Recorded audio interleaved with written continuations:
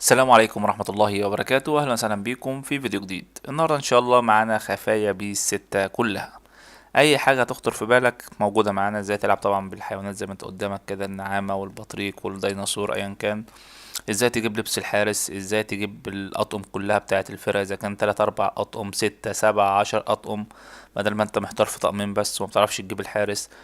ازاي تختار كورة اللي بتلاقيها في طبعا ممكن انت تختار كورة او تختار استاد او تختار اي حاجة وتخش الملعب او تخش الماتش تلاقي حاجة تانية خالص. فانا هوريك النهاردة ان شاء الله كل حاجة بالتفصيل، ازاي تختار الكورة، ازاي تختار الاستاد، ازاي تشوف تحدد عدد الجماهير، الافكت بتاع الكورة، كل حاجة هتبقى بالتفصيل في فيديو النهاردة. تابعني بعد الفاصل عشان نشوف كل حاجة بالتفصيل.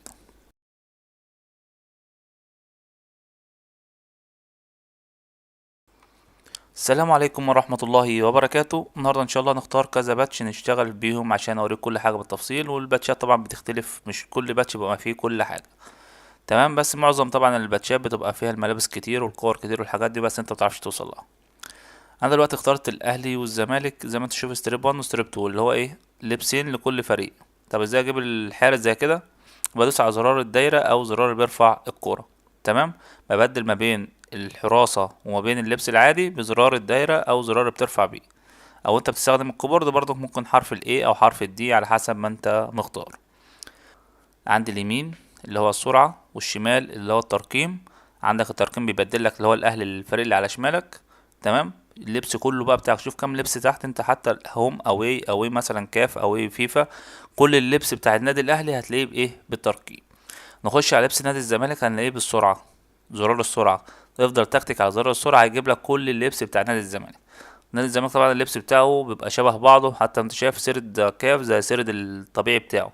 فمفيش يعني شغل مميز قوي، اختلافات كتير يعني زي الاهلي كده زي انت شايف. الرعاة مختلفة ما بين الكاف وما بين الدوري وما بين البطولات اللي بيلعبها. تمام. الحاجة التانية بعد كده اللي هم الحراس، نفس الحوار، هدوس على الدايرة وبعد كده ادوس على الترقيم يبدل لي اللبس بتاع حارس بتاع الاهلي، وبعد كده السرعة يبدل لي اللبس بتاع حارس نادي الزمالك. النقطة اللي بعد كده يا شباب زرار السلكت، أول ما بدوس عليه بيجيب لي الكورة، ده أول خيار. بدوس طبعا على الدورية، ممكن أقلب الكور بس أنا أفضل السرعة اللي هي R1 أو الترقيم اللي هو L1. تمام، انت على حسب ما انت مظبط دراعاتك، بس هو في الطبيعي بيبقى R1 وإيه وL1، أو السرعة والترقيم زي ما تحب في الكيبورد في الكنترول في أي حاجة معاك. تفضل تختار كورة، ممكن احنا نختار كورة مميزة عشان نخش نلاقيها. سيلكت مرة تانية بيخليني اختار الوقت، طبعا انا اخليه نايت ولا اخليه طبعا داي ولا اخلي اللعبة هي اللي تختار. ده يفضل ليك او عشوائي ما بين الاتنين. هخليه مثلا نايت.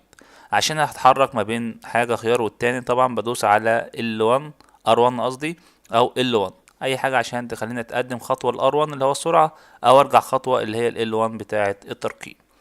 بتختار الخيارات زي ما انت عاوز، هنا سمر وينتر، بتختار طبعا جو صيف شتاء زي ما انت عاوز. التبديلات 7 والإفكت بتاع الكورة شغال. هنا كراود ستنس أو طبعا الجماهير زحمة بتاعة الملعب، عاوز الفرقتين يكون ليهم نفس الجماهير، ولا مثلا البلاير اللي هو اللي انت بتلعب اللي هو الدراع اللي انت بتلعب بيه، مثلا انا مختار الاهلي فيبقى الجماهير بتاعة الاهلي، او الناشونال اللي هو الطبيعي. طبعا كل حاجة مكتوب الحاجة بتاعتها، يعني انت بتلعب على ملعبك غير ما بتلعب بره في اللي هو الناشونال الطبيعي. الهوم كراود بتاعة الهوم كراود ديت اللي هي الفريق الاساسي او الفريق اللي هو مثلا الاهلي اللي انت مختاره. عاوز تخلي الجماهير بتاعته ايه، نجمة نجمتين 3 نجوم، على حسب الزحمة اللي انت عاوزها بتاع الجماهير الاهلي، وطبعا اوي لجمهور نادي الزمالك طبعا او الفرقة التانية. استوديوم طبعا هي بتجيب لك جيم تشوز او اللي هي اختيار اللعبة اللي بتختار، ما هو مش حاطط لك في الماب هنا، انت بتختار من زرار السلكت. فعادي انت ممكن لو انت محمل باتش تاني هتلاقيها موجودة عندك، وتبدل برضو بالار 1 او ال 1. طبعا يا شباب احنا قلنا خلاص كده السلكت بيبدل ما بين الخيارات كلها، اذا كان جول كيبر او اذا كان اللبس الطبيعي او اي حاجه. والار 1 طبعا بيبدل الفريق اللي على اليمين، والال 1 الفريق اللي على الشمال، السرعه على اليمين، والال 1 طبعا اللي هو الترقيم على الشمال. تمام. السلكت طبعا بنختار بقى ما بين الخيارات ككل. ممكن دلوقتي ان احنا نخش على مثلا وليكن اجيب دلوقتي كوره عشان اتاكد ان انا الخيارات اللي انا عملتها ديت هلاقيها في ارض الملعب. تمام. بعد ما ندوس سيلكت بنبدأ نختار الكرة، مثلا الكرة دي كويسة فهبدأ اشوفها. عشان دلوقتي نخش يا شباب نشوف الكرة عشان نتأكد ان خياراتنا كلها تمام وان الباتش شغال تمام. ده الركن الاساسي، ان هو زرار السيلكت هو اللي بيختار كل حاجة في معظم الباتشات. عشان هتخش الملعب ممكن تلاقي ملعب مختلف او كرة مختلفة وانت ناسي ان زرار السيلكت هو اللي بيختار كل حاجة وهو المركز الاساسي للاختيارات، عكس القائمة اللي بعد كده. تمام. ممكن نباظي وندوس ريبلاي عشان نشوف الكرة. زي ما انتوا شايفين كده دي الكرة تمام اللي احنا اخترناها، وكل حاجة احنا اخترناها بتبقى موجودة في ارض الملعب. نخش في النقطة التانية، تابعوني. الخطوة اللي بعد كده يا شباب ازاي العب بديناصور او مثلا بطريق او نعامة.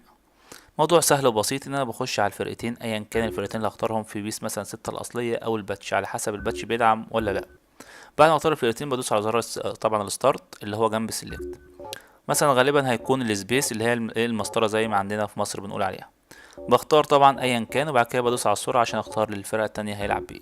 زي ما انتوا شايفين ديناصور قدام بطريق، وندوس ماتش ستارت عشان نشوف الخيارات بتاعتنا موجودة ولا لا. في باتشات كتير هتلاقي الحيوانات موجودة في الزرار الستارت بس مش موجودة في ارض الملعب. فانا حبيت اجرب طبعا على اللعبة الاصلية اللي هي الاساس في الموضوع ده اصلا. زي ما انتوا شايفين كده، ونشوف مثلا منهم هدف وبعد كده ارجع له طبعا في نهاية الشرح. تابعوا. الوقت يمضي آخر 45 دقيقة إذا أراد